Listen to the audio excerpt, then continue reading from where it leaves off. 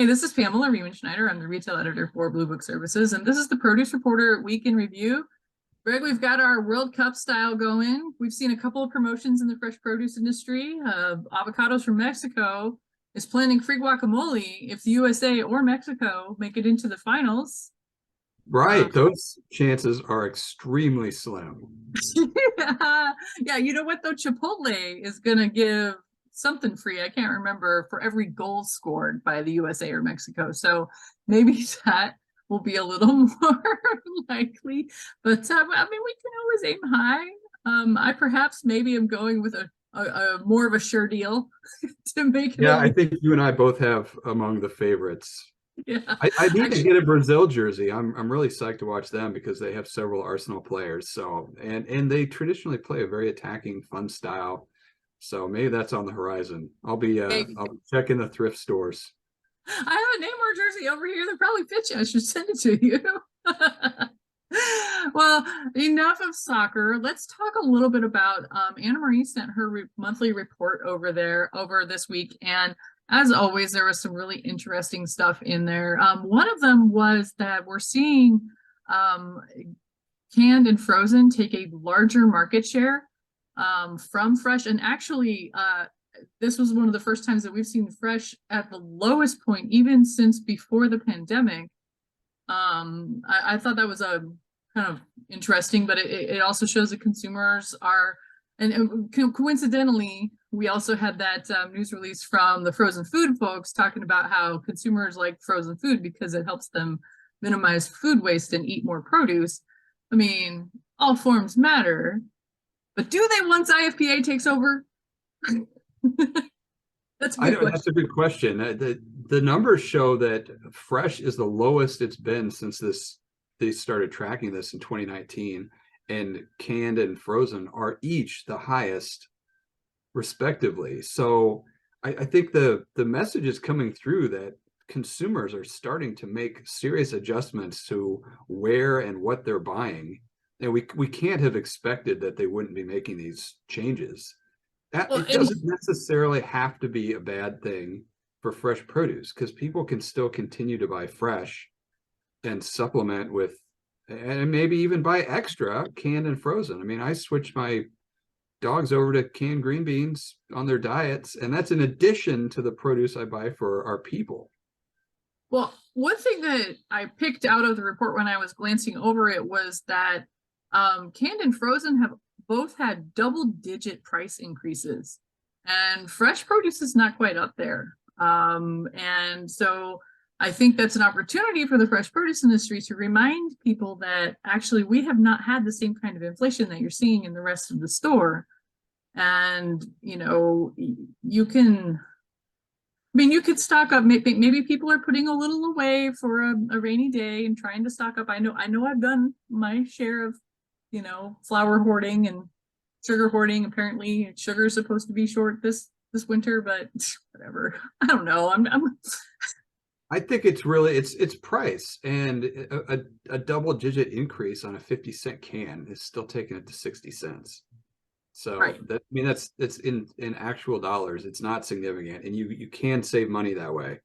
And consumers have to find ways to save money because they're not buying less. They never buy less. Right. And another thing we saw in the report was that consumers are turning more toward mass retailers like super centers versus traditional grocery stores. And one of those, I mean, it had its earnings report this week, and Walmart is pointing, hey, we're getting a greater market share among the people that are earning more than $100,000 a year. And Doug McMillon, their CEO, pointed out that this is a consumer that they are getting in definitely for groceries, but maybe before they wouldn't have been so interested in the clothing or anything else at Walmart. But now they're like, well, how do we get them to take a closer look at us in those other categories? And right now people are looking to save money wherever they can. Perhaps they would trade into Walmart for some of the other items too. Well, a savvy consumer can see like some of the CPG stuff that's essentially the same no matter where you buy it. And if it's going to be cheaper at places like Walmart, you end up shopping there, and you can still get perishables at higher quality type stores. The number that stuck out to me that was almost confusing is the discount grocery category dropped to its lowest level since they've been tracking it since 2019, and they consider Aldi and Lidl in that group. And everything we've been reporting from those two has been nonstop growth the past couple years. So I don't know. How do you explain that? How do those numbers jive with what we're reporting elsewhere? They don't. So I actually, I'm going to put a question into Anna Marie and Jonna Parker from IRI for maybe some clarification on that. How do we see discount grocers getting smaller market share in this latest report?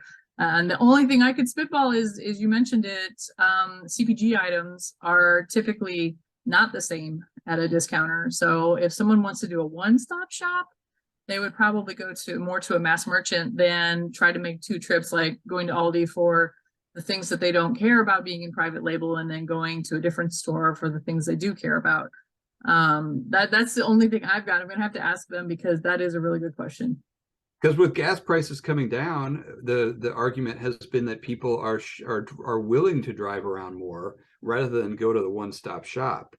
So Right. it's, you know, we've got to look into this a little deeper, because usually we can make sense of the trends, and some of these are conflicting with what we've had. Right. And we could always be wrong, but no, that's not where we're going with this. We just don't know yet. We're not wrong yet. Right.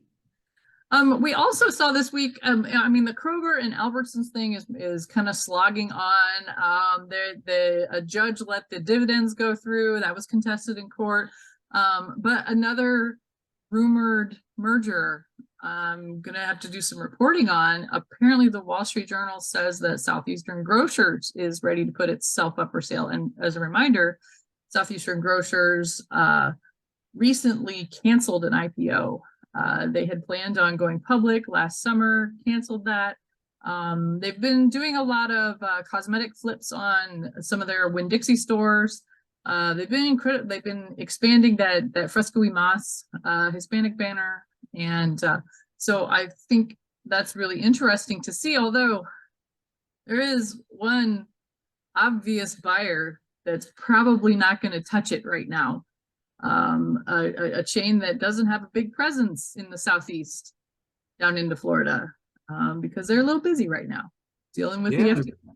So busy with another merger and acquisition. I wonder who you're talking about. Yeah, right. Kind of seems like, you know, clunky timing, at least for something like that, for Kroger to not be able to pick up SEG. Although, I mean, maybe it wouldn't be a good candidate. I've seen this rumored sale for a long time. Southeastern Grocers has not been the strongest retailer over my time covering the produce industry and the retail industry. They've gone through some pretty messy things, including a bankruptcy not too long ago. So interesting to watch, interesting to know, but it does kind of show the industry, the consolidation that we've all been talking about is moving forward, and it makes you wonder who's next. Right, and along those lines, there's some bad financial news coming out of C.H. Robinson. We picked up on a couple other news organizations that were covering that, and they laid off, I don't know, 600 positions. It is mostly in management positions, and they attribute it to changing market conditions, and just their scaling wasn't where they expected it to be. And I think the cost involved in shipping product around is starting to get to people. And, you know, we've been reporting on the problems in the transportation industry with not enough drivers. And I mean, they're not laying off drivers, they're laying off management people. And so we could see more of that. I mean, there's some struggles out there. Yeah, I mean, Richard also reported that the rail strike could be back on too. So that does not spell good news for anyone who needs to move something from point A to point B. If freight rates aren't there enough to support what we need operations wise, and we don't have if we don't have trains to get it there either, yeah, that's not going to spell a very nice December for anyone in any industry, pretty much. No, but fuel consumption will start being down compared to what we saw in the summer months. So that could help the supply demand situation in that market. Well, in other good news, Green Giant is back with its Thanksgiving promotions, and they made a deal with the corn kid, Tariq. And they're running a sweepstakes where you can win a snazzy apron. And they sent me a sample of it, and I threw that on my TikTok for everyone to enjoy. My 8-year-old was thrilled because he's had the corn song in his head for at least 3 weeks now. So I'll have to add that to my snazzy Green Giant Christmas Thanksgiving sweater that you will see next week. Next week. Our special Thanksgiving edition of the Reporters Reporter. But for now, that's it. You are not getting the Produce Reporter. You need to go to producebluebook.com and sign up.